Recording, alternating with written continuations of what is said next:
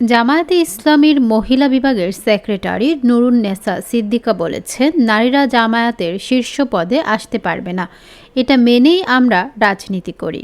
রোববার 1 ফেব্রুয়ারি রাজধানীর আগারগাঁওয়ে নির্বাচন কমিশন ভবনে সাংবাদিকদের এসব কথা বলেন নুরুন নেসা সিদ্দিকা।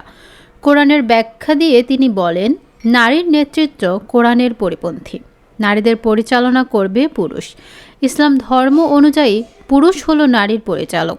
যেহেতু জামায়াত একটি ইসলামী সংগঠন, তাই কোনো ইসলামী সংগঠনে নারীরা পরিচালক হতে পারবে না, শীর্ষ পদে যেতে পারবে না।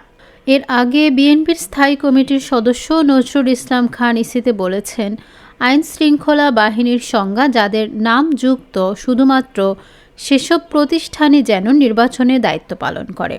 তিনি অভিযোগ করেন, বিভিন্ন এলাকায় আইন শৃঙ্খলা রক্ষার নামে শান্তি কমিটি গঠন হচ্ছে, যদিও ইসি এটা জানে না বলে জানিয়েছে। বিএনপির নেতার এই অভিযোগের বিষয়ে নুরুন নেসা সিদ্দিকা বলেন, সুস্থ কোনো দল এবং সুস্থ কোনো মানুষ শান্তি কমিটি নিয়ে কথা বলতে পারে না। এর আগে প্রধান নির্বাচন কমিশনার সিইসি AMS নাসির উদ্দিনের সঙ্গে বৈঠক করেন জামায়াত নেতারা।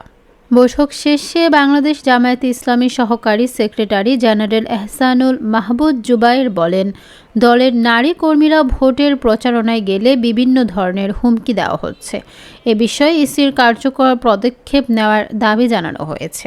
জামায়াত আমির ডক্টর শফিকুর রহমানের অ্যাকাউন্ট হ্যাকের বিষয়টিও গ্রহণযোগ্য নয় বলে ইসিকে জানিয়েছেন তারা।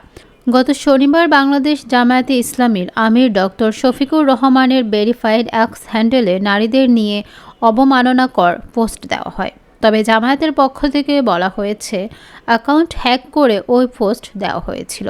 এই বিষয়ে শনিবার ভোররাতের দিকে রাজধানীর হাতিরঝিল থানায় একটি সাধারণ ডায়েরি করেন দলটির নির্বাচন প্রচারণা টিমের সদস্য ও ছাত্র শিবিরের সাবেক সভাপতি সিরাজুল ইসলাম।